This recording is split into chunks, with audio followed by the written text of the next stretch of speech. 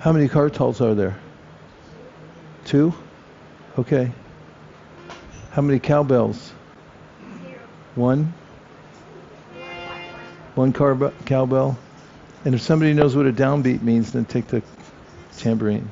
Ha Mao Vishnu Padaya Krishna Prishtaya Bhutale Srimate Bhaktivedanta Swami Niti Namine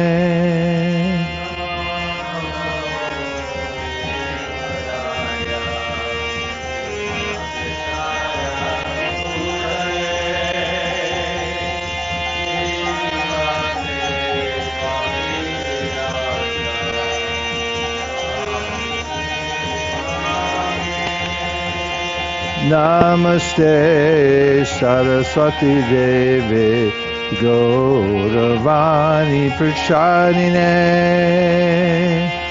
Nirvishesha Shunyavadi Paschatya Desha Tarine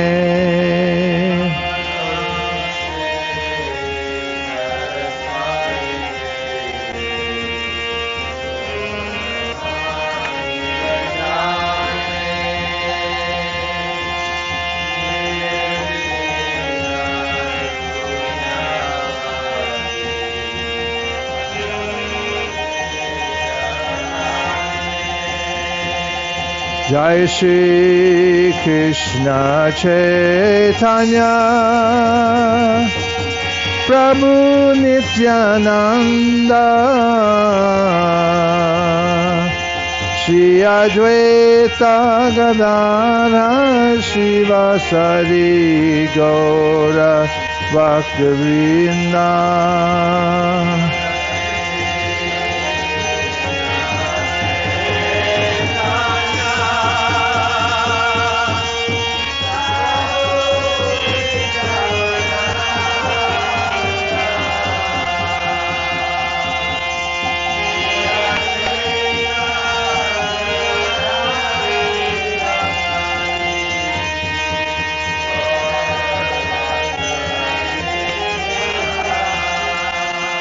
Hare Krishna, Hare Krishna, Krishna Krishna, Hare Hare, Hare Rama, Hare Rama, Rama Rama, Hare Hare.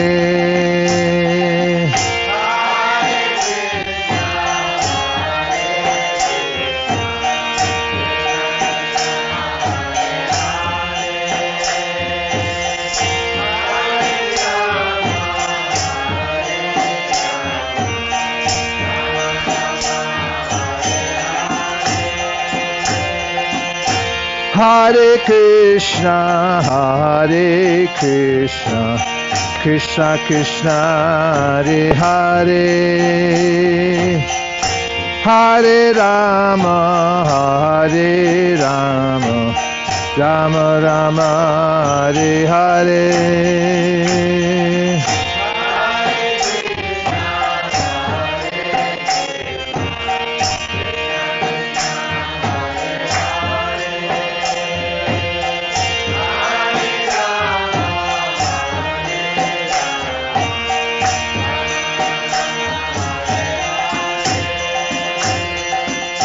Hare Krishna, Hare Krishna, Krishna Krishna, Hare Hare,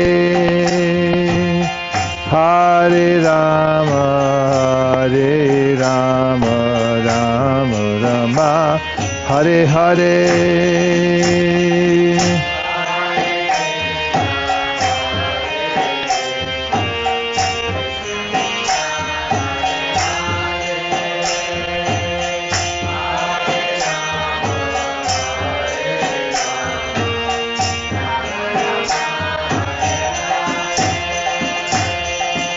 Hare Krishna, Hare Krishna, Krishna Krishna, Hare Hare, Hare Rama, Hare Rama, Rama Hare Hare.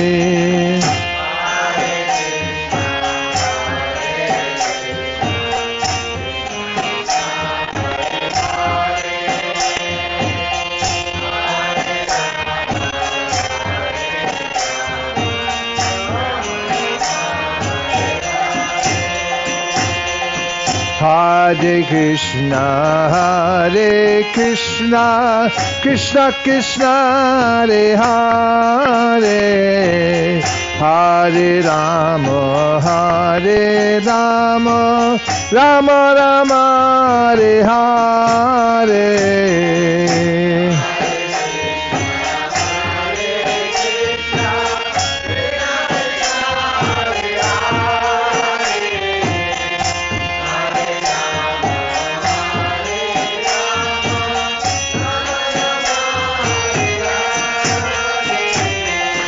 Hare Krishna, Hare Krishna, Krishna Krishna, Hare Hare, Hare Rama, Hare Rama, Rama Rama, Hare Hare.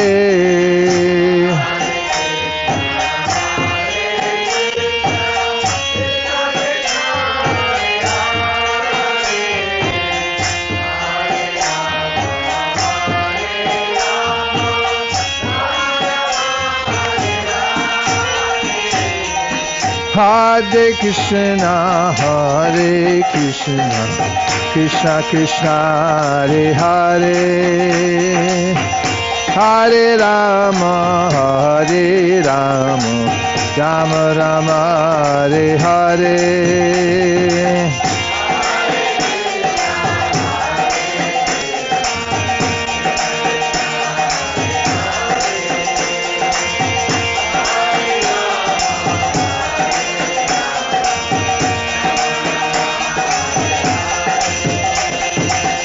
Hare Krishna, Hare Krishna, Krishna Krishna, Hare Hare, Hare Rama, Hare Rama, Rama Rama, Hare Hare.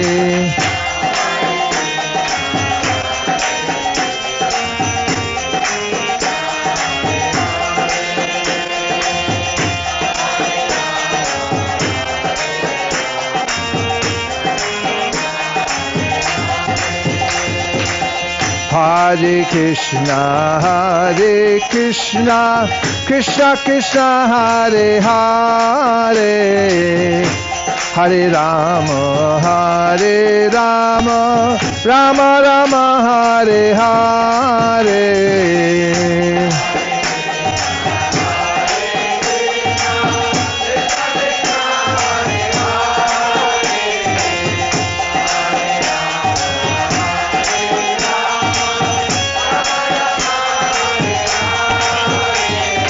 Hare Krishna, Krishna Krishna, Hare Hare, Hare Rama, Rama Rama, Hare Hare.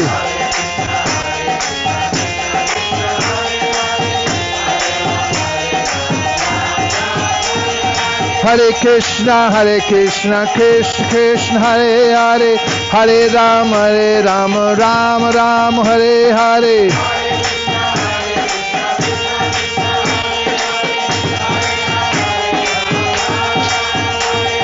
Hare Krishna, Krishna Krishna, Hare Hare, Hare Rama, Rama Rama, Hare Hare.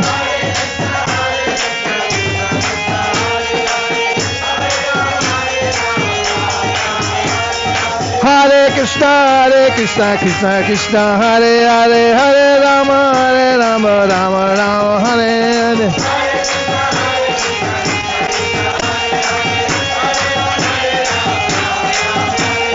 Hare Krishna, Krishna Krishna, Hare Hare, Hare Rama, Rama, Hare Hare. Go, go.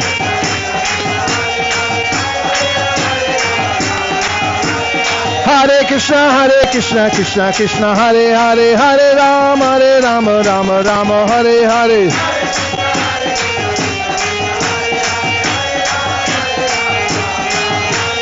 Hare Hare Krishna, Hare Krishna, Krishna Krishna, Hare Hare, Hare Rama, Hare Rama, Rama Rama, Hare Hare.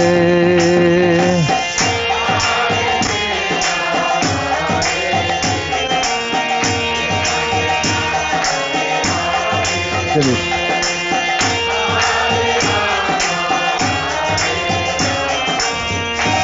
Rama Rama, Hare Hare, Go Premanande.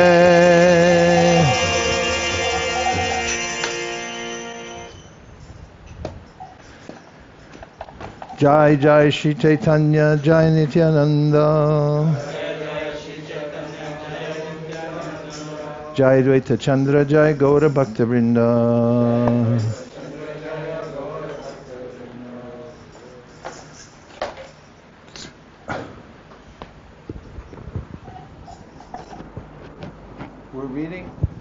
We're reading from the Sri Chaitanya Charitamrita.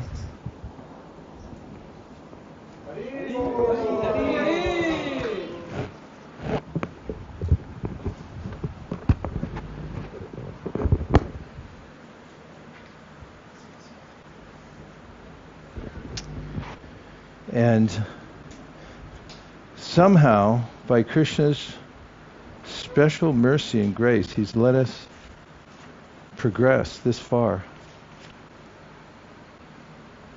Given us the power of speech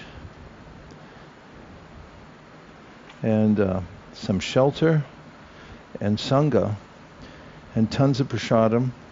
And somehow or other we've made it to the Madhya Lila chapter 8, talks between the Lord and Ramananda Roy, and we're going to take up where we left off. So we're at 78. The favor Mother Yashoda obtained from Sri Krishna, the bestower of liberation, was never obtained even by Lord Brahma or Lord Shiva, not even by the goddess of fortune, who always remains on the chest of the Supreme Personality of Godhead, Vishnu. Purport: this is a statement from Srimad Bhagavatam 10.9.20. Krishna agreed to be bound by Mother Yashoda after she had given up trying to bind Krishna with ropes. This is another appreciation made by Shukadeva Goswami in his narration of the pastimes of Krishna before Maharaj Parikshit. The Lord said, "Your statements are certainly getting better and better, one after another. But surpassing all of them is another transcendental mellow, and you can speak of that as the most sublime." Ramananda Roy then replied, "Conjugal attachment for Krishna is the topmost position in love of Godhead." Purport: in general, love of Godhead is devoid of the intimacy of ownership. In the case of love and servitude, there is a want of confidence. There is a want of increased affection in the fraternal relationship, and even when this affection increases in the parental relationship, there is nonetheless a want of complete freedom.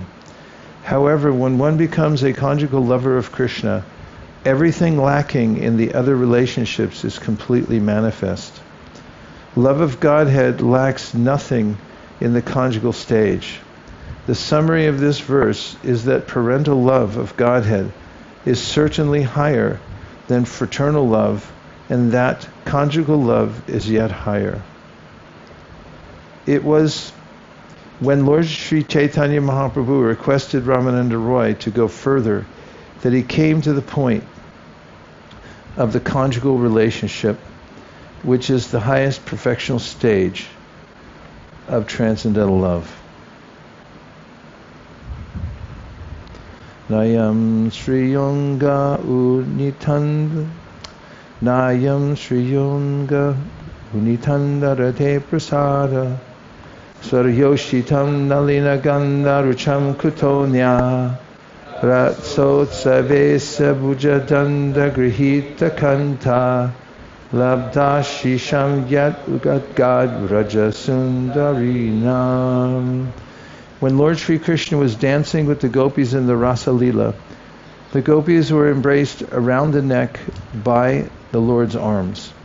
This transcendental favor was never bestowed upon the goddess of fortune or the other consorts in the spiritual world, nor was such a thing ever imagined by the most beautiful girls in the heavenly planets, girls whose bodily luster and aroma resemble the beauty and fragrance of lotus flowers, and what to speak of worldly women who may be very, very beautiful according to material estimation.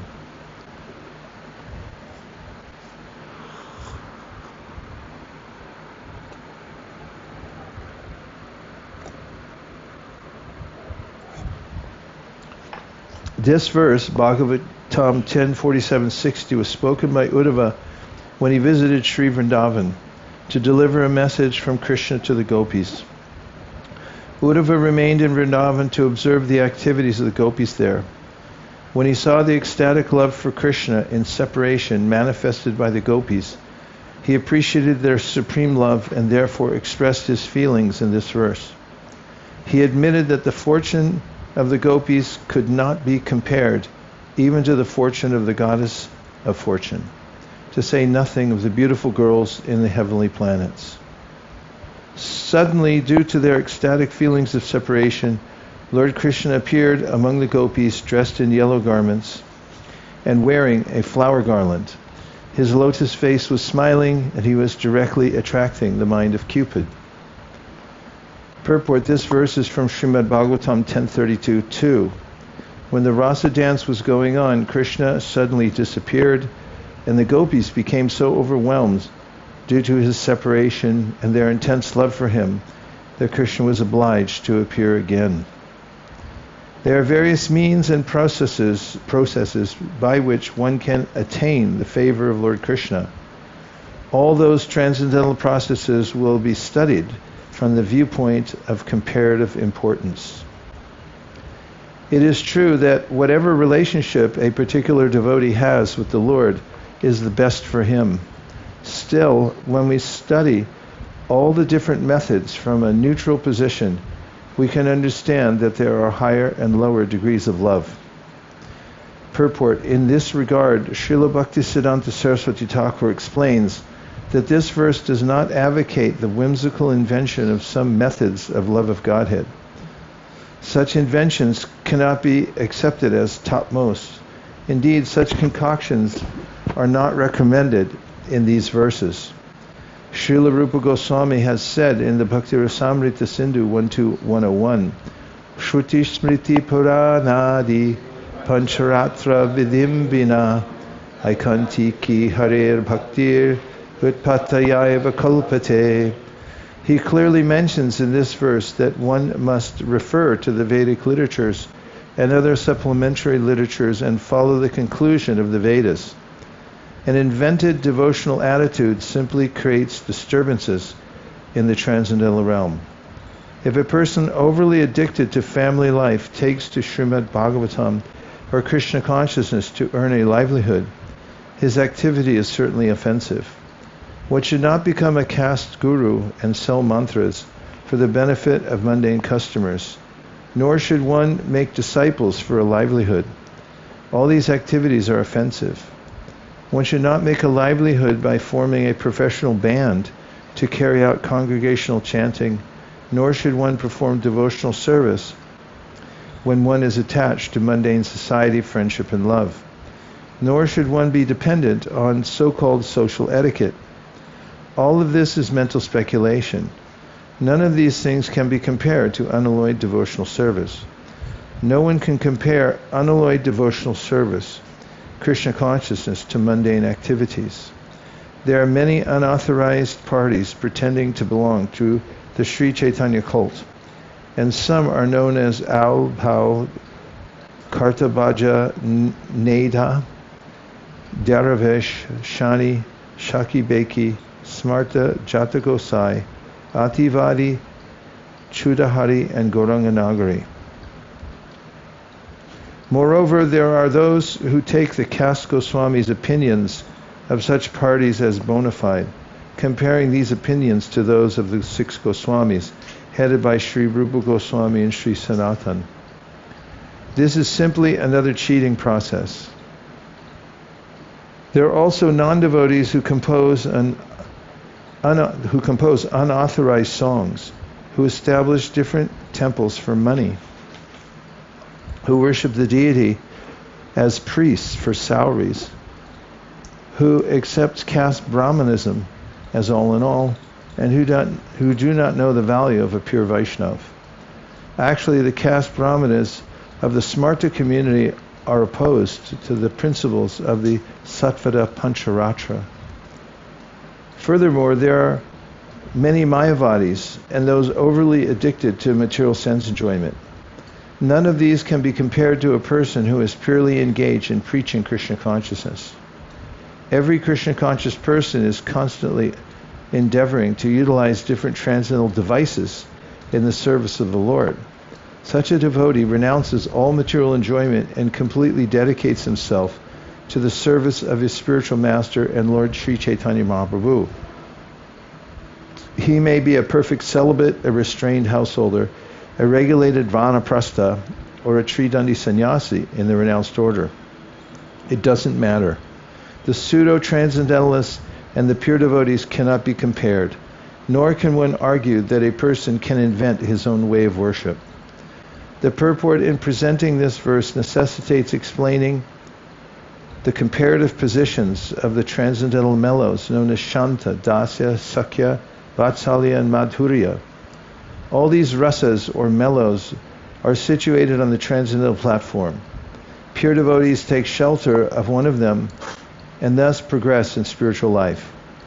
Actually, one can take shelter of such spiritual mellows only when one is completely uncontaminated by material attachment. When one is completely free from material attachment, the feelings of the transcendental mellows are awakened in the heart of the devotee. That is Swarup Siddhi, the perfection of one's eternal relationship with the Supreme Lord. Swarup Siddhi, the eternal relationship with the Supreme Lord, may be situated in any one of the transcendental mellows. Each and every one of them is as perfect as the others. But by comparative study, an unbiased person can realize that the mellow of servitorship is better than the mellow of neutrality, that the mellow of fraternity is better than the mellow of servitorship, that the paternal mellow is better than that of fraternity, and that above all other mellows is the mellow of conjugal love. However, these are all spiritually situated on the same platform, because all these relationships of perfection in love are based on a central point, Krishna. These mellows cannot be compared to the feelings one derives from demigod worship. Krishna is one, but the demigods are different. They are material. Love for Krishna cannot be compared to material love for different demigods. Because Mayavadis are on the material platform, they recommend the worship of Shiva or Durga and say that worship of Kali and Krishna are the same. However, on the spiritual platform there is no demigod worship. The only worshipable object is Krishna. Therefore, although there is no difference between a devotee in Shantaras or Dasyaras, Vatsalyaras or Madhuryaras, one can still make a comparative study of the intensity of love in these different transcendental positions. For example, it may be said that the Dasya Ras is better than Shantaras, yet transcendental love of God is there in both of them. Similarly, we can judge that love of Godhead in fraternity is better than love of Godhead in neutrality and servitorship. Similarly, love of Godhead in parental affection is better than love in fraternity. And as stated before, love of God in the conjugal rasa is superior to that in the parental rasa. The analysis of different types of love of Godhead has been made by expert acharyas who know all about devotional service on the transcendental platform. Unfortunately, inexperienced and unauthorized persons in the mundane world, not understanding the transcendental position of pure love, try to find some material fault in the transcendental process. That is simply impotence on the part of spiritually inexperienced people. Such fault-finding is symptomatic of unfortunate mundane wranglers.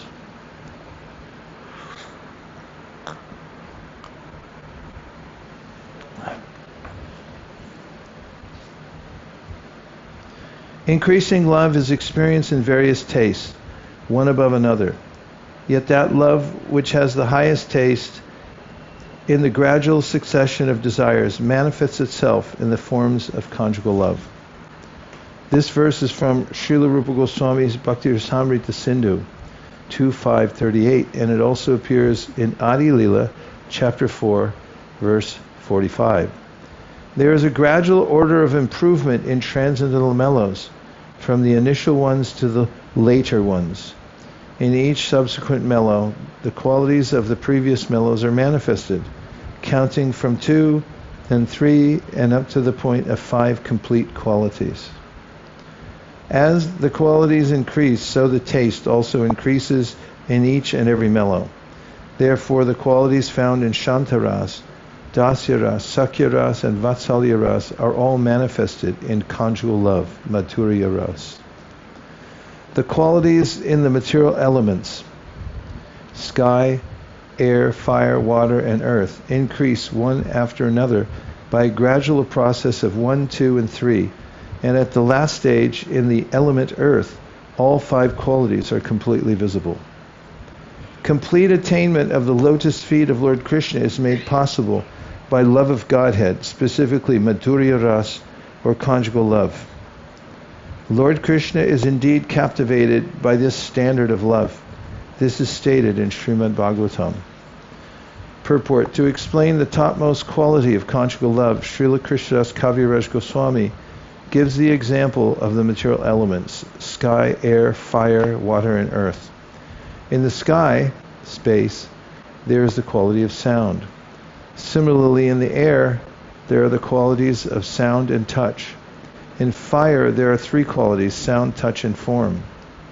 In water, there are 4 qualities, sound, touch, form, and taste. Finally, in earth, there are all 5 qualities, sound, touch, form, taste, and also smell. Now one can see that the quality of the sky is in all, namely in air, fire, water, and earth. In earth we can find all the qualities of material nature. The same can be applied to the rasa known as Madhurya Ras, or conjugal love. In conjugal love there are the qualities of neutrality, servitorship, fraternity, and parental affection, as well as those of conjugal love itself. The conclusion is that through conjugal love, the Lord is completely satisfied. Conjugal love, Madhurya Ras, is also known as Sringara Ras. It is the conclusion of Srimad Bhagavatam that in the complete combination of loving service to the Lord, namely in conjugal love, the Supreme Lord fully agrees to be under the control of the devotee. The highest form of conjugal love is represented by Srimati Radharani. Therefore, in the pastimes of Radha and Krishna, we can see that Krishna is always subjugated by Srimati Radharani's influence. Text 89. Mai bhaktir hi bhutanam amritatva kalpate tishtya yat asin mat sneho Bhavatina Marapanaha. Lord Krishna told the gopis, the means of attaining my favor is loving service unto me, and fortunately you are all thus engaged. Those living beings, who render service unto me are eligible to be transferred to the spiritual world and attain eternal life with knowledge and bliss. Purport: the fulfillment of human life is summarized in this verse from Srimad Bhagavatam 10.82-44. There are 2 important words in this verse: bhakti, devotional service, and amritattva, eternal life. The aim of human life is to attain the natural position of eternal life. This eternal life can be achieved only by devotional service. Text 90. Lord Krishna has made a firm promise for all time. If one renders service unto him, Krishna correspondingly gives him an equal amount of success in devotional service to the Lord. Purport: it is a completely mistaken idea that one can worship Krishna in any form or in any way and still attain the ultimate result of receiving the favor of the Lord. This is a decision made by gross materialists. Generally, such men say that you can manufacture your own way of worshiping the Supreme Lord, and that any type of worship is sufficient to approach the Supreme Personality of Godhead. Certainly, there are different means for attaining different results in fruitive activity, speculative knowledge, mystic yoga, and austerity. Crude men, therefore, say that one who adopts any of these methods achieves the Supreme Personality of Godhead's favor. They claim that it doesn't matter what kind of method one adopts. A general analogy is given. If one wishes to arrive at a certain place, there are many roads leading there, and one can go to that place by any one of those roads. Similarly, these gross materialists say there are different ways to attain the favor of the Supreme Personality of Godhead. They claim that one can conceive of the Supreme Personality of Godhead as Goddess Durga, Goddess Kali, Lord Shiva, demigod Ganesh, Lord Ramachandra, Krishna, the impersonal Brahman, or whatever. And one can chant the Lord's name in any way and in any form. Such materialists claim that since ultimately all these names and forms are one, the result is the same. They also give the analogy that a man who has different names will answer if called by any one of them. Therefore, they claim that there is no need to chant the Hare Krishna mantra. If one chants the name of Kali, Durga, Shiva, Ganesh, or anyone else, the result will be the same. Such claims made by mental speculators are no doubt very pleasing to mental speculators, but those who are actually in knowledge do not admit such conclusions, which are against the authority of the Shastras. A bona fide acharya will certainly not accept such a conclusion. As Krishna clearly states in Bhagavad Gita 9:25, Yanti deva vrata devan pitrin yanti pratir vrata bhutani yanti bhuteja yanti madhyajino pimam. Those who worship the demigods will take birth among the demigods. Those who worship the ancestors go to the ancestors. Those who worship ghosts and spirits will take birth among such beings, and those who worship me will live with me. Only the devotees of the Lord can be admitted to his kingdom, not the demigod worshippers, karmis, yogis, or anyone else. A person who desires elevation to the heavenly planets worships various demigods, and material nature may be pleased to offer such devotees their desired positions. The material nature gives a person his own nature, by which he increases affection for different types of demigods. However, the Bhagavad Gita 7:20 says that demigod worship is meant for men who have lost their intelligence. Kamaistaiste rita jnana prapadyante devata tam tam niyamamastaya prakritya niyatasvaya. Those whose intelligence has been stolen by material desires surrender unto demigods and follow the particular rules and regulations of worship according to their own natures. Although one may be elevated to the heavenly planets, the results of such a benediction are limited. Antavatu palam tesham tadbhavatyalpamedasam devan deva yajo yanti madbhakta yanti mamapi. Men of small intelligence worship the demigods, and their fruits are limited and temporary. Those who worship the demigods go to the planets of the demigods, but my devotees ultimately reach my supreme planet. Being elevated to the heavenly planets or other material planets does not mean attaining an eternal life of knowledge and bliss. At the end of the material world, all attainments of material elevation will also end. Again, according to Krishna in the Bhagavad Gita 18:55, only those who engage in his loving devotional service will be admitted to the spiritual world and return to Godhead.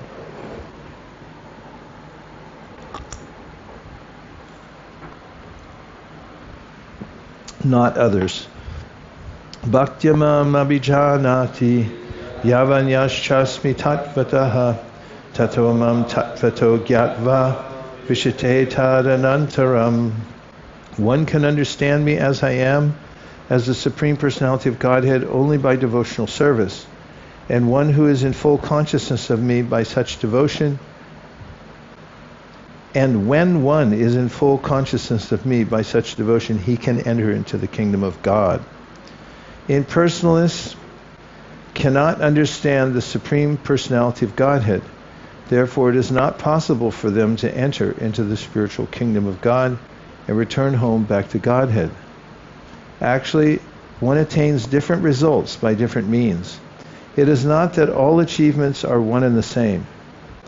Those interested in the four principles of dharma, artha, kama, and moksha cannot be compared to those interested in the unalloyed devotional service of the Lord.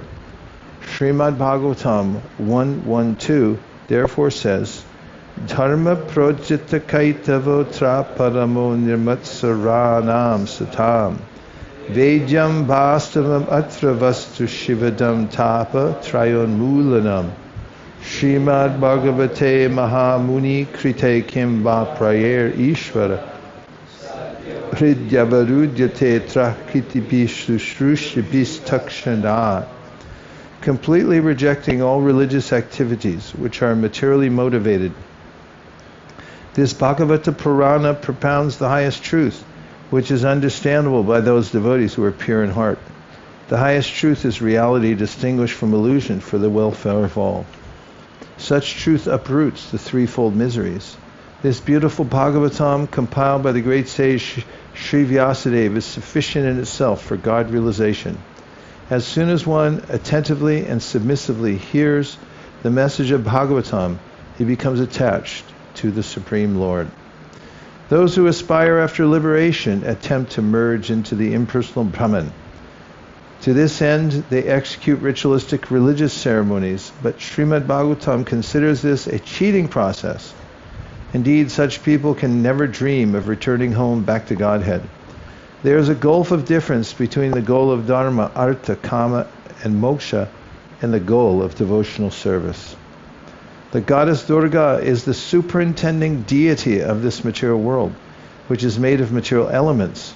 The demigods are simply different directors engaged in operating the departments of material activities, and they are under the influence of the same material energy.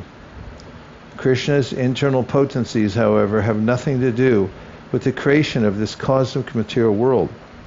The spiritual world and all spiritual activities are under the direction of the internal spiritual energy, and such activities are performed by Yogamaya, the spiritual energy. Yogamaya is the spiritual or internal energy of the Supreme Personality of Godhead.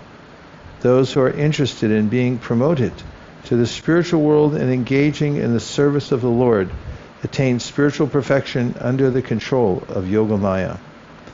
Those who are interested in material promotion engage in ritualistic religious ceremonies and economic development to develop sense gratification. They ultimately attempt to merge into the impersonal existence of the Lord. Such people generally become impersonalists. They are interested in worshiping Lord Shiva or Goddess Durga, but their return is 100% materialistic.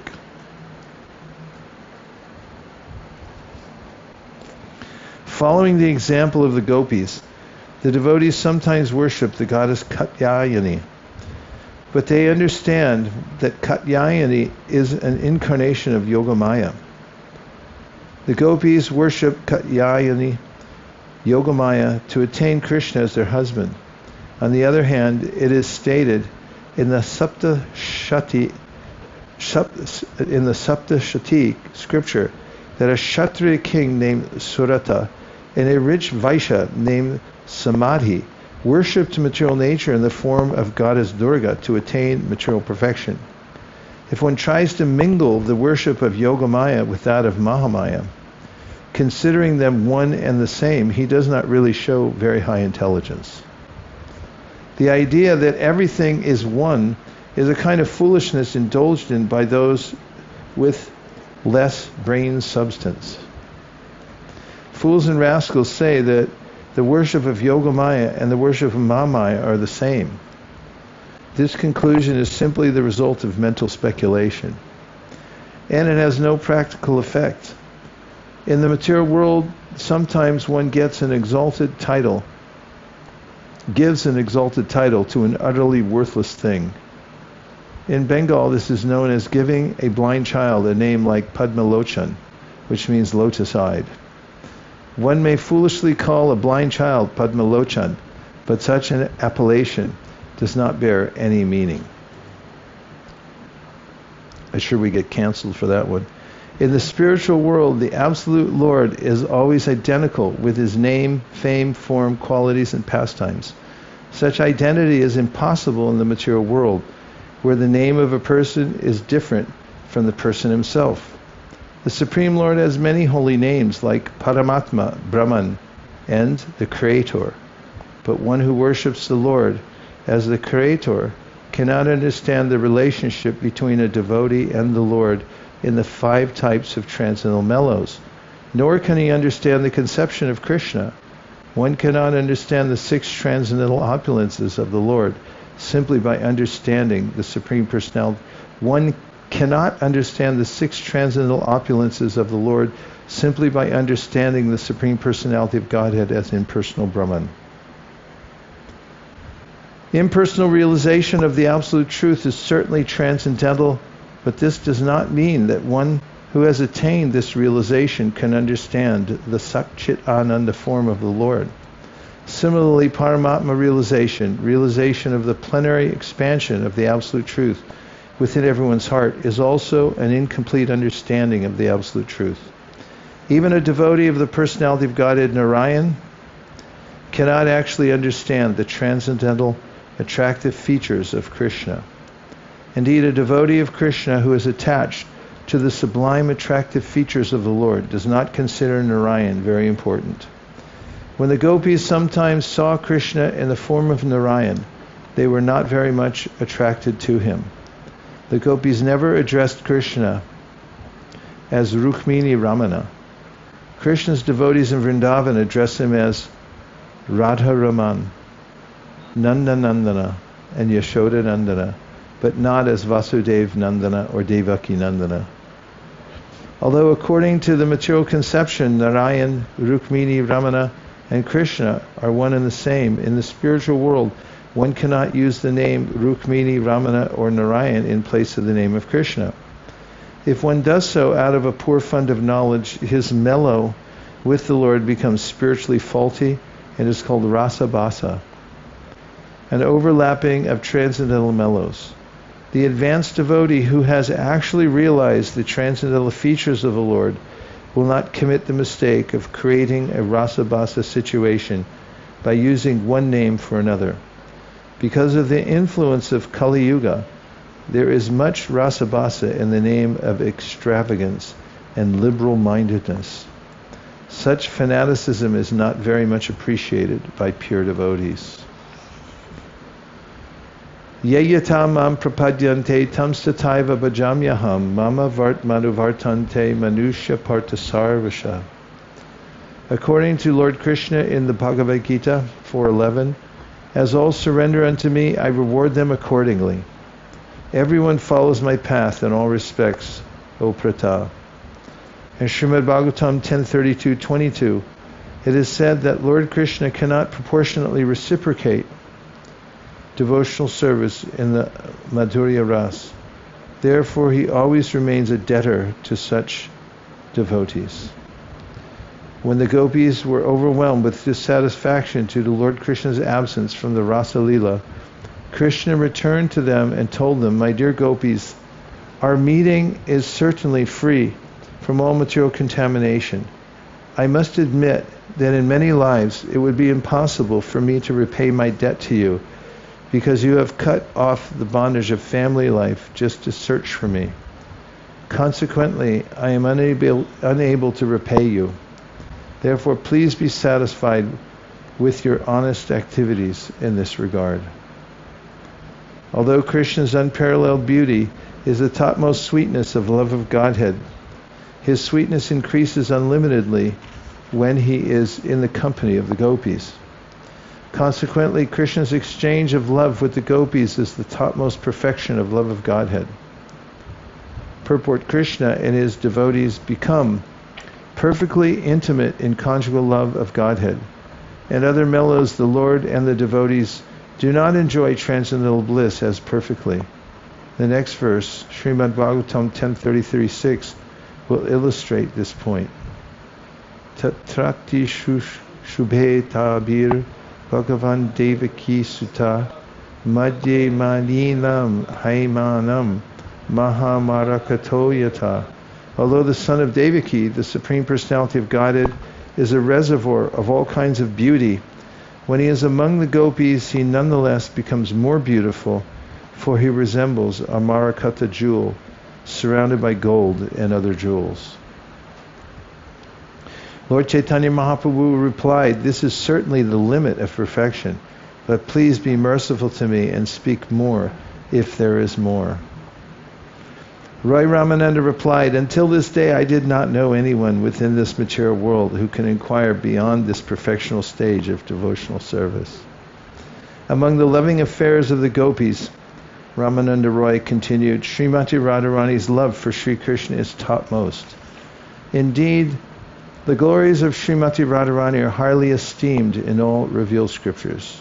Yata Radha Priya Vishnos Tasya Kundam Priyam Tata Sarva Gopishu Saivaika Vishnu Atyanti Balabha. Just as Srimati Radharani is most dear to Sri Krishna, her bathing place, Radha Kunda, is as dear to him. Among all the gopis, Srimati Radharani is supermost and very dear to Lord Krishna.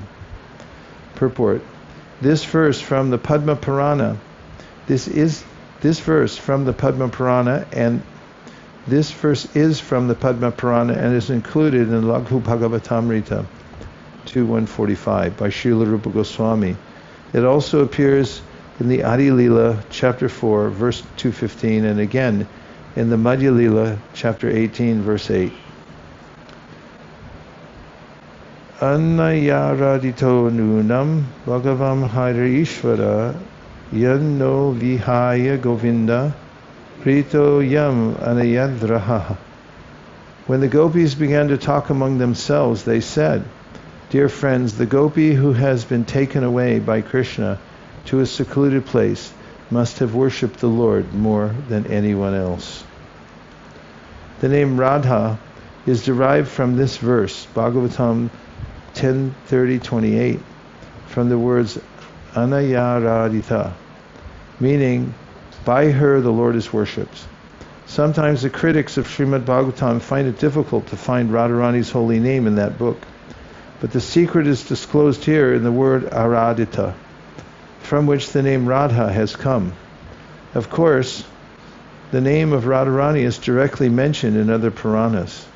This gopi's worship of Krishna is topmost, and therefore her name is Radha Rani, is Radha, or the topmost worshipper. Of course, the name of Radharani is directly mentioned in other Puranas.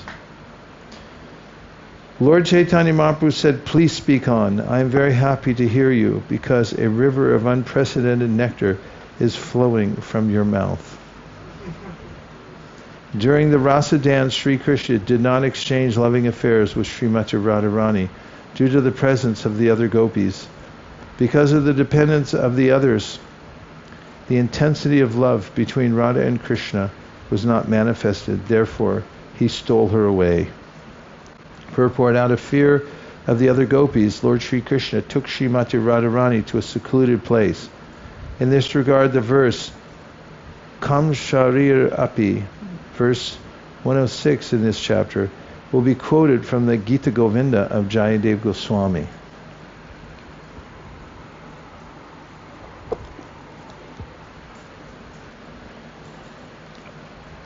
If Lord Krishna rejected the company of the other gopis for Srimati Radharani, we can understand that Lord Sri Krishna has intense affection for her. Ramananda Roy continued, "Please there hear from me about the glories of Srimati Radharani's loving affairs. They are beyond compare within these three worlds." Finding herself treated equally with all the other gopis, Srimati Radharani displayed her tricky behavior and left the circle of the rasa dance. Missing Srimati Radharani's presence, Krishna became very unhappy and began to lament and wander throughout the forest to search her out. Lord Krishna, the enemy of Kamsa, took Srimati Radharani within his heart, for he desired to dance with her. Thus he left the arena of the rasa dance and the company of all the other beautiful damsels of Raja. Being afflicted by the arrow of Cupid and unhappily regretting his mistreating Srimati Radharani, Madhava, Lord Krishna began to search for her along the banks of the Jamuna river. When he failed to find her, he entered the bushes of Vrindavan and began to lament. These two verses are from Gita Govinda, written by Jayadev Goswami. Simply by considering these two verses, one can understand what nectar there is in such dealings. It is exactly like freeing a mine of nectar. Although Krishna was in the midst of hundreds of thousands of gopis during the Rasa Leela dance, he still kept himself in one of his transcendental forms by the side of Srimati Radharani. Lord Krishna is equal to everyone in his general dealings, but due to the conflicting ecstatic love of Srimati Radharani, there were opposing elements. The progress of loving affairs between a young boy and a young girl is like the movement of a snake. On account of this, two types of anger arise between a young boy and girl: anger with cause and anger without cause. Purport: during the rasa dance, one form of Krishna was between every two gopis, but by the side of Srimati Radharani there was only one Krishna. Although this was the case, Srimati Radharani still manifested disagreement with Krishna. This verse is from the Ujjvala Nilamani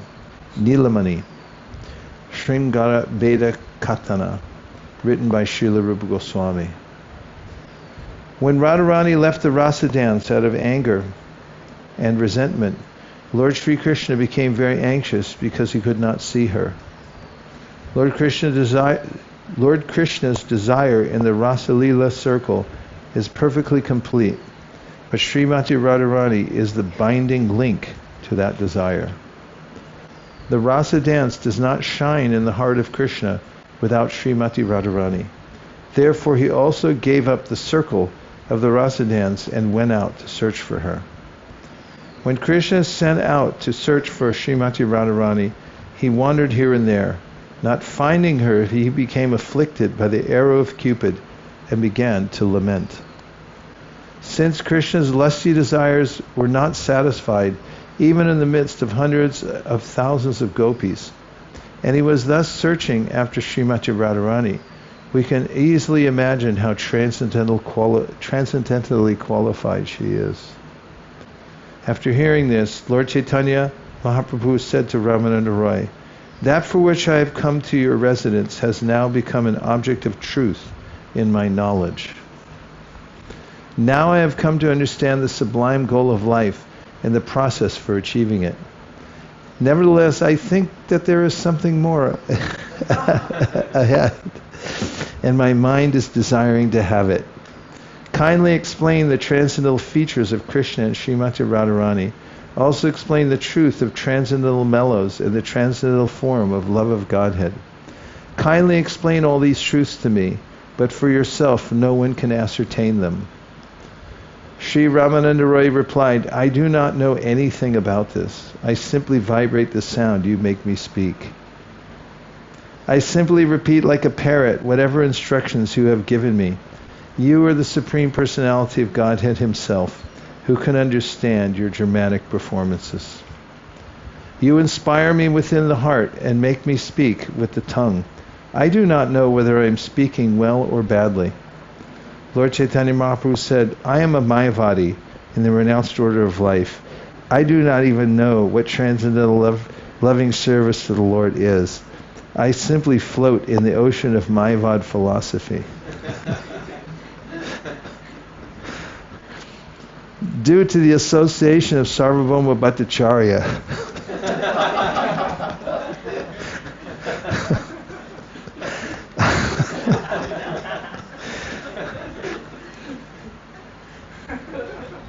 Due to the association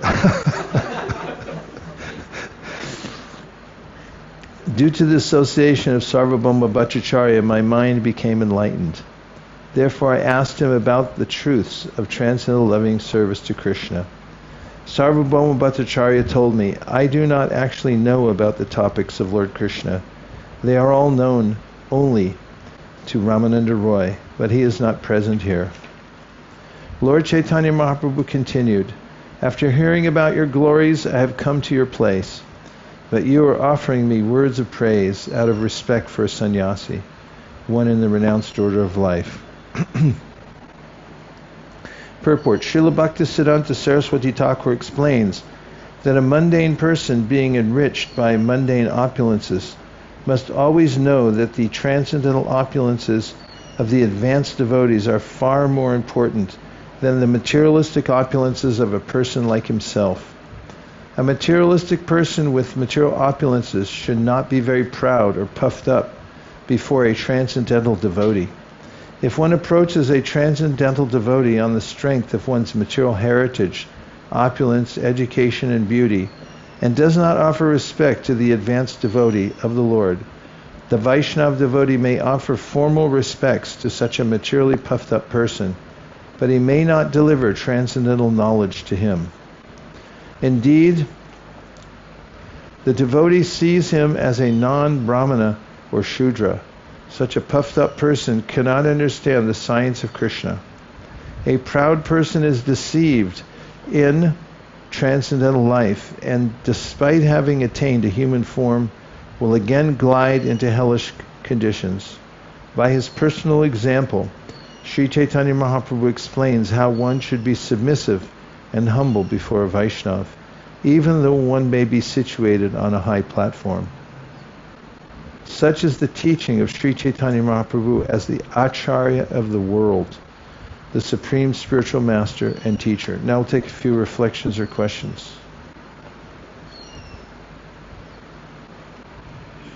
Mahendra Prabhu.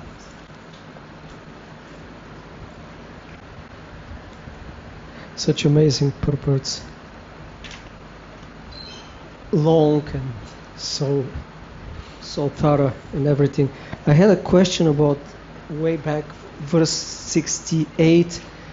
Prabhupada said, pure devotion or service cannot be attained by empiric philosophy, nor can perfection be attained simply by good association. What will that mean, good association in this case?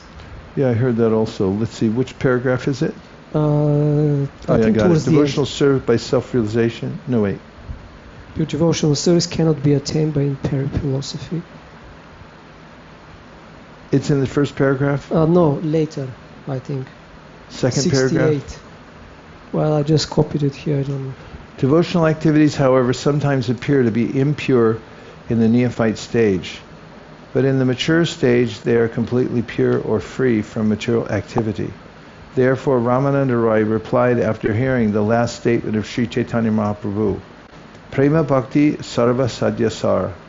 Sri Chaitanya Mahaprabhu actually accepted this verse, Jnane Parayasam. Am I in the right place? 68, right? 68, yeah, that's right. I'm reading it. Jnane Parayasam is the basic principle of perfection. One has to practice this principle in order to make further progress. When further progress is actually made, one comes to the platform of ecstatic loving service to the Lord. This first stage is technically called sadhana bhakti, or devotional service in practice. I'm not seeing your part in 68. Basically, I thought it was last year. First paragraph, pratama. Last. Devotional service, however, sometimes appears to be impure in the neophyte stage. Is that it? I'm on 68, that's what you said. 68. Yeah, then? Work with me, people. Where's that part?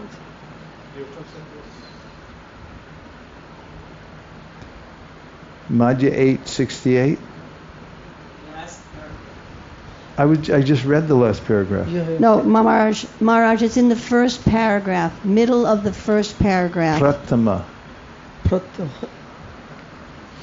In his Amrita Prabha Bhashya, Srila Bhaktivinoda Thakur summarizes the conversation up to this point. Yes? It's in the middle of first paragraph. Okay. Let me get there. Where Lord Chaitanya Mahaprabhu says to Ramananda Roy, Eho hoy age kaha aro. This is the process accepted in devotional service. But there is something more than this. Therefore, please explain what is beyond. Simply executing the duties of all varnas and ashramas is not as good as offering all the results of one's activities to the Lord. When one gives up all fruit of activity and fully surrenders to the Lord, he attains Swadharma Tyaga, wherein he abandons the social order and takes to the renounced order. That is certainly better. However, better than the renounced order is cultivation of knowledge mixed with devotional service.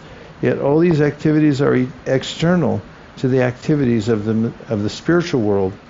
There is no touch of pure devotional service in them.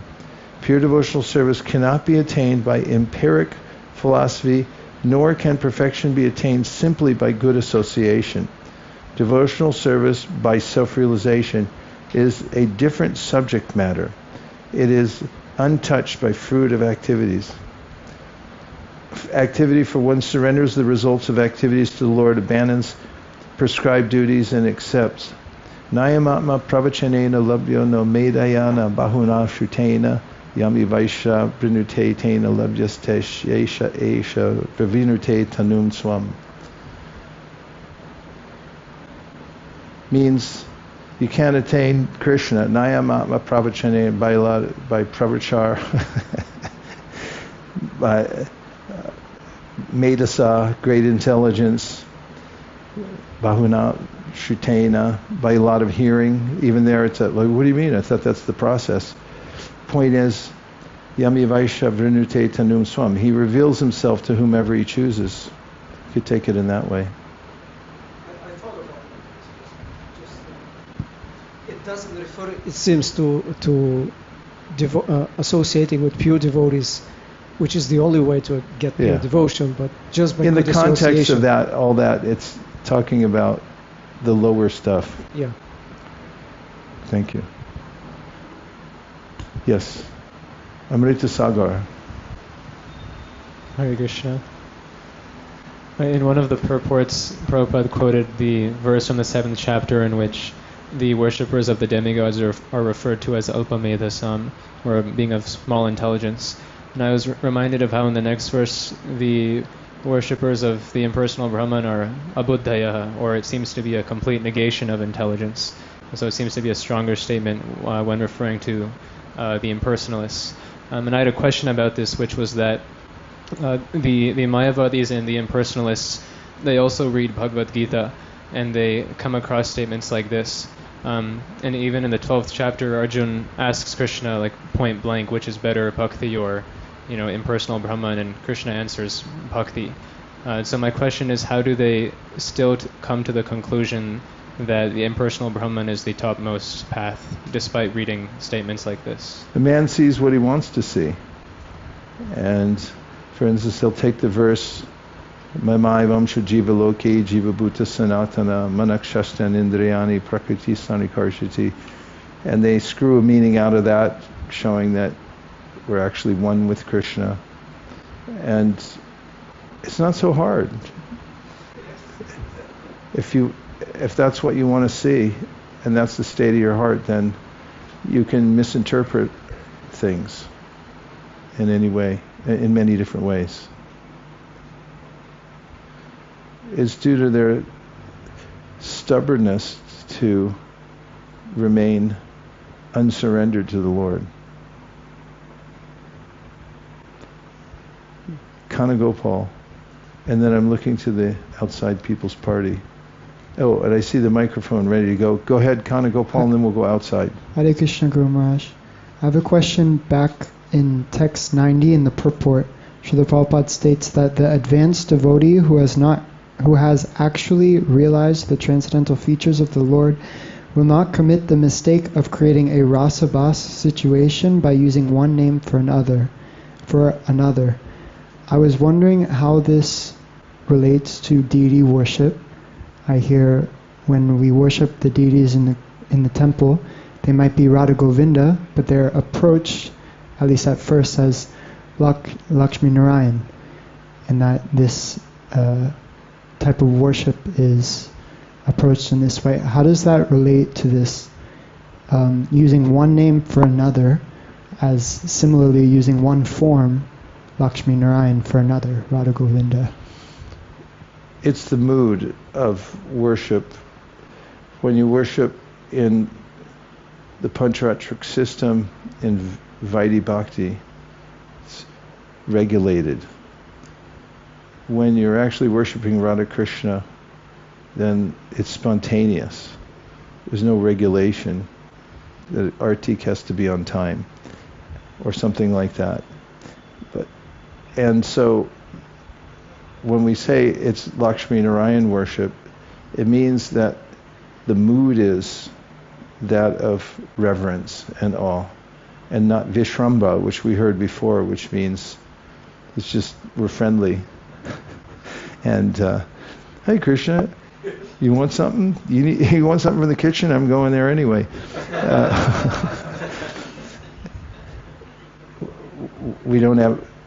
We can't artificially enter into that. But so the process given to us by Narada Muni to enter into the following in the footsteps of the resident of Vrindavan starts with purifying our senses by worshipping the deity until it becomes spontaneous. So it's the mood. So it's not that you call Radha Govinda Lakshmi Narayan. It's just a frame of reference for that's the mood in which we worship them. Thank you. Yeah, like Bhakti Mam Abhijananti Yavan Yashchasmi Tatvata Tato Mam Tatvito Gyatva Vishyate Tarananataram. So the Mayavadis, they take, see Vishyate, that means merging. So bhakti leads to oneness with God. Vishyate, you enter into Krishna. So it's those who study Sanskrit and are also nefarious can do a lot of mischief. So that's why Prabhupada said a little Sanskrit learning is dangerous. In fact, Devamrita Swami was pointing out to me the other day that in the BBT, when there was a lot of Sanskrit editors, there were 10 altogether, 8 of them blooped. It's a very dangerous profession. Because you start looking at everything and thinking you know better. But Mayavadis, they're highly trained in Sanskrit, at least the traditional Mayavadis, not, today's so-called, like the Shankarites, they study and study and study, and then they parse every word and they can change it. Just like our acharyas do for bringing us back to bhakti. Even when a demon says something bad about Krishna, they say, no, that's actually good. Because you can do that with Sanskrit. So they can go through the Gita all day long and find places where they're accommodated in their idea that they're going to merge. Okay, outside people's party. Hare Krishna Maharaj, thank you for your reading. My question is, we're hearing about the 5 mellows, relationships that we can have with Krishna. In the Nectar of Devotion in chapter 2, Srila Prabhupada explains that this dormant love of God is there within everyone's heart, lying dormant, and it's like a propensity, just like the child has the propensity to walk. It just needs a little practice. So my question is when Prabhupada says this love of God is lying dormant, does that just mean the propensity to love Krishna? Or is our rasa, our particular mellow, fixed also? Because sometimes Prabhupada says we can choose the mellow according to our desire. So I'm in confusion about that. Can you just help a little bit? Where's the reference where he says you can choose according to your desire? I don't know off by heart, but sometimes this word is used according to one's desire.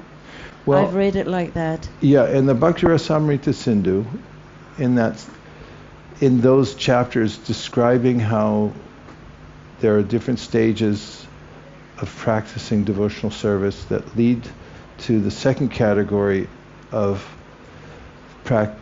devotional service, which is bhava bhakti, the awakening of love within the heart. Rupa Goswami explains how the devotee who comes to that stage meaning desiring a particular relationship with Krishna, has an inkling for that, and that it comes into the devotee's mind or heart as a desire to serve in a certain way, and it's especially manifest, or particularly manifest, a desire to emulate a particular resident of Vrindavan. Yes. Tan nama rupa charitari sukirtananam. Smityo kramena rasana manasiniyoja tishtan vraje tananuragi jananagami kalam nayeda kilaviti padesha saram. And that, he says, is Krishna, a desire that the devotees serve in a particular way, and he inspires the devotee from within his heart to worship in that way, and that the devotee feels that this is my desire, even though Krishna meets him halfway, to inspire him to worship in that way. Yes. And it comes from, as is explained in the purport of the verse I just quoted from the Upadeshamrita, progression that takes place from hearing Srinvatam Swakata Krishna, and then that whole paragraph describes how one becomes more and more advanced. If you want to go into the discussion of the fixed rasa, or the revelation of the rasa, or that it was attained somewhere, we're going to be here all night. Because it's practically the same discussion as where the jiva comes from in the first place. But we can understand from Rupa Goswami, of course, he gives indication that by sadhusanga, one develops an inclination by certain kinds of sangha. But then he describes also what I just said, is the way that Krishna inspires the devotee to serve in a certain way, and the devotee also feels inspired to do that. So the desire for a particular mellow is something that develops. It's not lying dormant. There's not much difference in those two statements. Okay. If it's lying dormant and it develops, something that's dormant can develop. Dormant means asleep. It means it can wake up. And when it wakes up, then Nitya Siddha Krishna Prema Sadhya Kumbunoi Shravanadi Chitash Karari Udoy. Of course, we quote that verse, and then, of course, there's a whole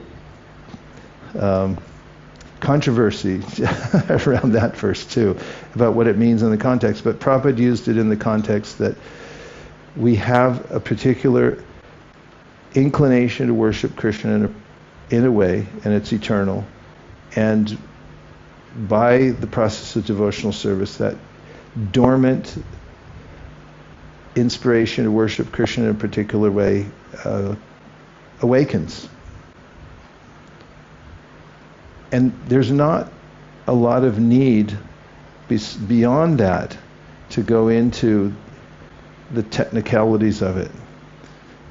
And that's why in the Gita, Krishna lauds the Stita Dhir Muni, saying devotees who are fixed, they accept the parts that are straightforwardly presented, and they don't speculate too much about the rest of it to try to figure it all out. Bhaktivinoda Thakur speaks about that in Jaiva Dharma also, that if we become too entangled in the origin of our relationship with Krishna and try to figure it out from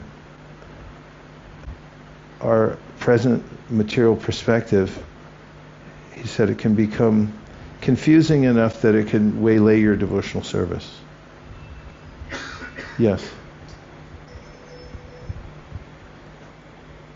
Hare Krishna, thank you.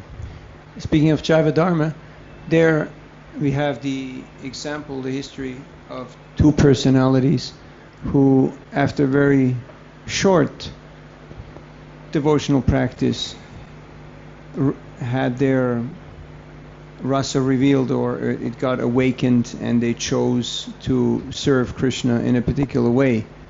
So is that a standard? Because I don't find anything in Prabhupada's books like that, that it will happen when Krishna wants to reveal it. We have devotees who have been practicing for many decades, and some of them have that inclination, and they reveal it, they write about it, they talk about it, and others they don't. So it's not a stereotype that it has to happen by a certain time. What, you haven't figured out your Swarup yet? You know, like, I want to do this, I want to do that. Or it's a sign of not being really decisive. Okay, where are you going to go? What are you going to be? Can you say something about that? Because people start feeling... Just ask a question and then I can try to answer. Yeah, this idea of like you have to have this figured out by a certain time, otherwise you haven't made any advancement. What's our Yeah, that's true.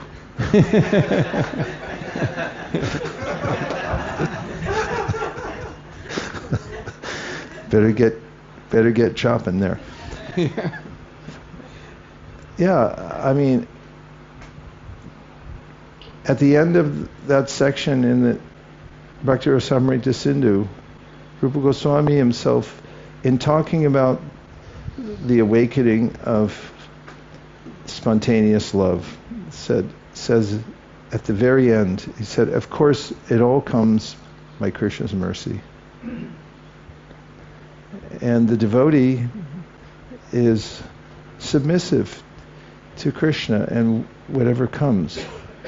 We're just grateful to have any service. And it's not that the devotee is endeavoring to jump the system so they're ahead of other people, or they're looking at their watch when they happen. Devotees who are positively engaged in Krishna's service feel satisfied in that way. And when there's some revelation, then it'll be very clear.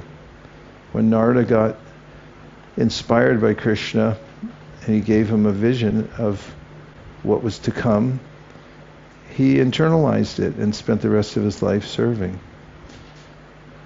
So Prabhupada was not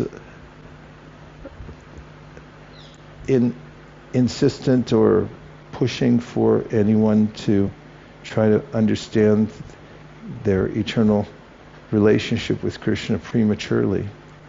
He told us to do practical service.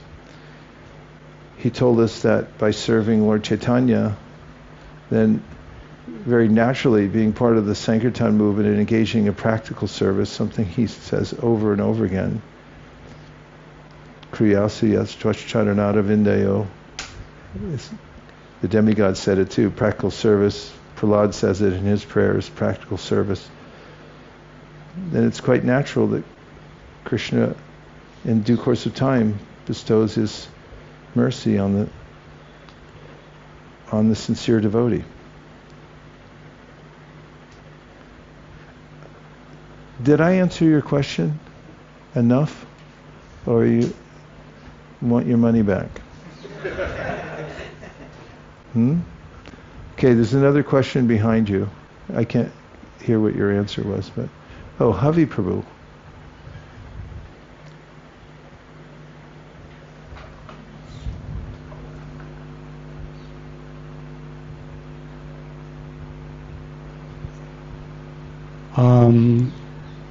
Maharaj, while we were reading in one of the verses, Prabhupada's purport, he says, one should not make a livelihood by performing a professional band to carry out congregational chanting, nor should one perform devotional service when one is attached to mundane society friendship and love.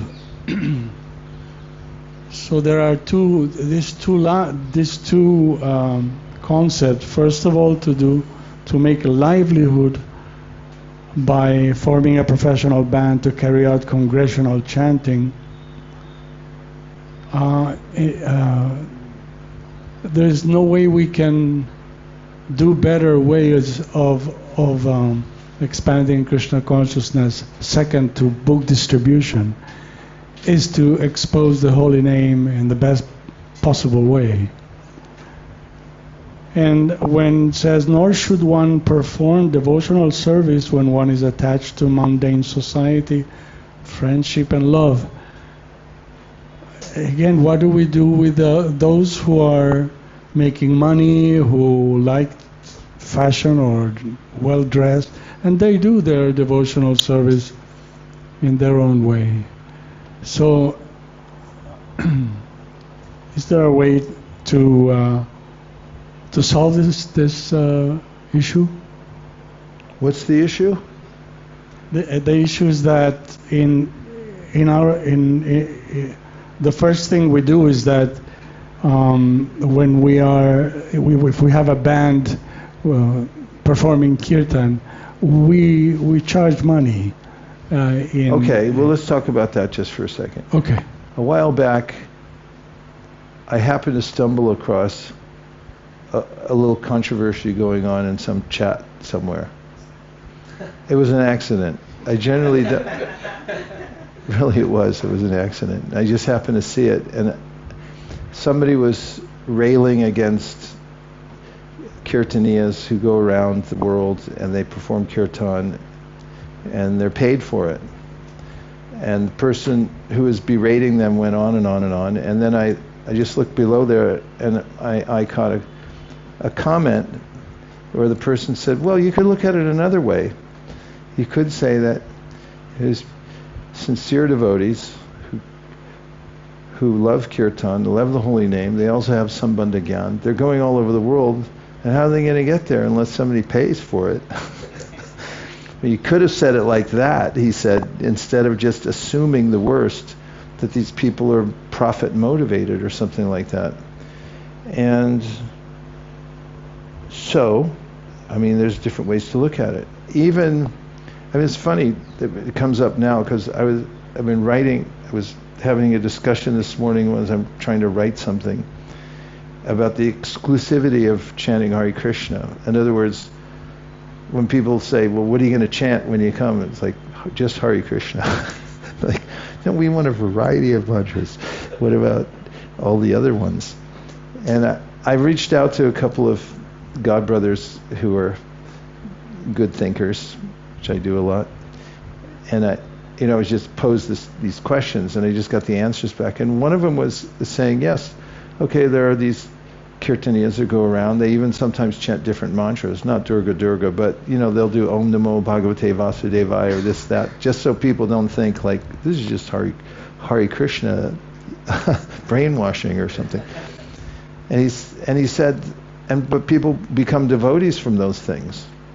And then he said, even people he knows that have been hanging out, listening to Krishna Das, and I'm not promoting that, I don't listen to him, and Jayu Tal and other people, a lot of them end up getting into the devotee culture and becoming devotees, from doing that. So there's main point is we should chant Hare Krishna for glorifying Krishna. Prabhupada said, Brahmananda said this, he said that Prabhupada told him, I didn't go to Thompson Square Park to attract a crowd. I went there to glorify Krishna, and look what happened. And if we keep that ethos in mind, that we're not trying to make money off this, it's not a livelihood, but we want to spread the holy name. And that's the basic, always the principle we have to come back to. And it's important also for kirtaniyas to hear and chant and read Prabhupada's books. And they do. A lot of them are very well-rounded and powerful devotees. So when they go out, they're infiltrating certain places that nobody else is going to go. They've got a little audience. I mean, even Lord Shiva, Vaishnavana Mitam Shambhu, he's the best of Vaishnava, and look at his followers. They're hobgoblins, and he's got his own place between the material and spiritual world, some lounge somewhere where all these guys are hanging out. He's helping them become Krishna conscious. He does Harinam too. It's in the Brihad Bhagavatamrita. So it depends how you look at things, and it's all individual. And to just categorize everyone, whoever accepted airfare and some honorarium who went to do some kirtan, as being in this category of just being materialistic or something like that, is probably not very nuanced. So you'd have to know the circumstances and know the devotees that are involved. But the basic principle, obviously, is sound, which is we want that purity is the force. That's the main thing. Purity is the force. And as far as the other one goes, I don't know what that meant in context, but obviously it's not that anyone from any situation can take up the process of devotional service, and must. Even if one's attached to family, akama sarva kamo va, moksha kama udaradi, tivrena bhakti yogena yajeta purusham param. What does Shukadev say? And he's the most renounced person on the planet. He didn't even wear clothes. So he says, if you have no desire, or you have all desire, you're still okay with us. You can come in and do this tivrena bhakti yogena. So, yeah. So this answers also the second question. That was what I was answering. The second question is that if you're a materialistic person and you're attached, you're sarvakama, which means you have all desires for everything, still you should perform devotional service. Right? Yes. Yeah. Thank you very much. Yeah. Anything else? Yes, there's one more question and then an online report by Nitya Okay. Tarangin. Hare Krishna, Guru Maharaj. How'd you get out there? Okay. Somehow or other it happened. Fall down. Wow. Sorry. Can't go. Hey, what I meant was, how'd you get so fortunate to get out there? Elevated to the spiritual world. Yes. My point goes back to the previous discussion about one's eternal form. So in verse 83, in this chapter, in the third paragraph of the purport, Prabhupada talks about Svarupa Siddhi, and he says, actually one can take shelter of such spiritual mellows only when one is completely uncontaminated by material attachment. When one is completely free from material attachment, the feelings of the transcendental mellows are awakened in the heart of the devotee. That is Svarupa Siddhi. So Prabhupada is explaining that the Svarupa Siddhi is awakened in the heart only after purification has taken place and material attachments have gone. And it also made me think that there's certain spiritual groups where when one takes initiation, then the guru gives the disciple their Svarupa Siddhi right away, but Prabhupada is explaining... That's not authorized. Yeah, exactly. Yeah. Prabhupada is saying that actually it's not like that, but it's through devotional service and purification, and then it's awakening in the heart. That's right. And we have that in the teachings of the Srimad Bhagavatam. Starts with Shu Shu Shor Shadatanasya, then we have Srinvatam Swakata Krishna, then Nashta Prayusha Badrishu, then Tada Rajas Tamo Bhava, Kama Lobadayasche, Cheta Iteranavidam Stitam Sattve Prasidati, means through the process of hearing and chanting and devotional service, one gradually becomes purified and comes to Stitam Sattve Prasidati, and that sattva is not ordinary sattva, it's Shuddha sattva. And from Shuddha sattva Visheshatma, Prema Suryamsu Samyabhak, Ruchibis Tava Mrishringya, tat aso bhava uchite. Lord Chaitanya gives this verse, and he says that once you come to that, that tada rajastamo bhava, at that time, once you've become purified, your heart has become purified, you come to Shuddha Sattva. And we heard about this earlier. There's a ray, he gives this metaphor, a ray from the internal potency of the Lord touches the heart. A prema suryamsu, a prema surya amsu means a ray of prema touches the heart. And what happens there? Mrishingya, the heart melts. And ruchibis means the emotions for Krishna awaken within the heart because of the touch of that internal potency or that ray of prema that comes from the spiritual world. And then he says, Tat bhava tava uchate. That means bhava, that you've come to that level of purification so the heart is touched, and then you experience the emotions for Krishna, and that's the awakening of bhava within the heart.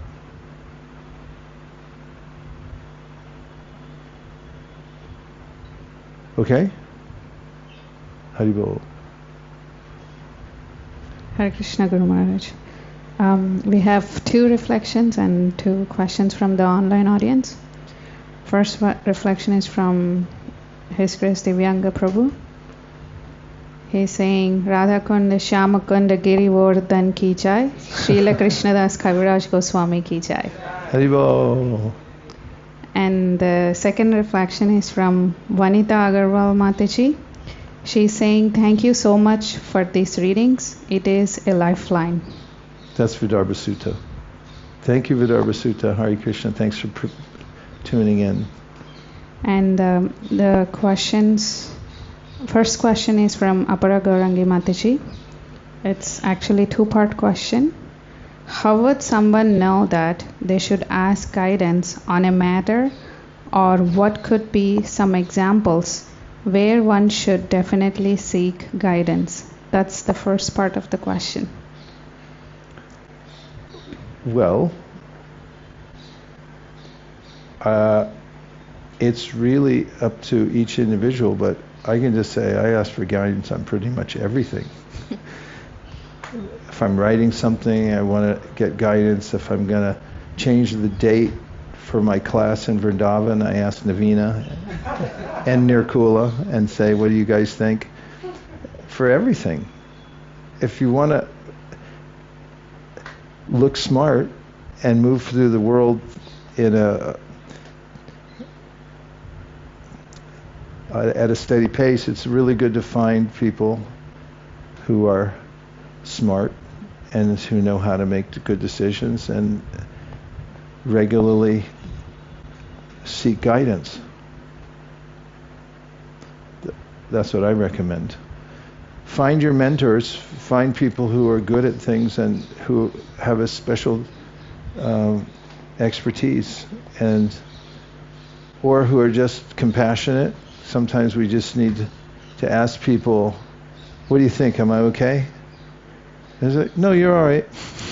Keep going. Everybody needs that because they're extremely vulnerable as human beings. We're exposed to the whole world because the human body is meant for developing love for God. So in the meantime, we get exposed to every other thing that touches us here in this world. And we have to have a lot of support and guidance. You can't go it alone.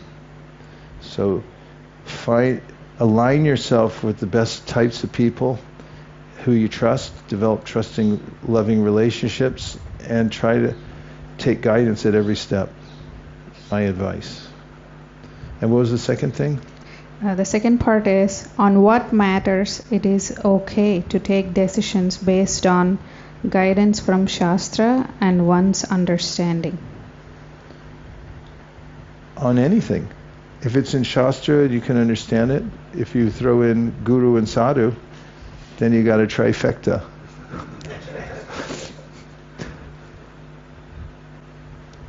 The next question is from Preeti Purna Mataji. From whom? Preeti Purna. Oh, that's nice.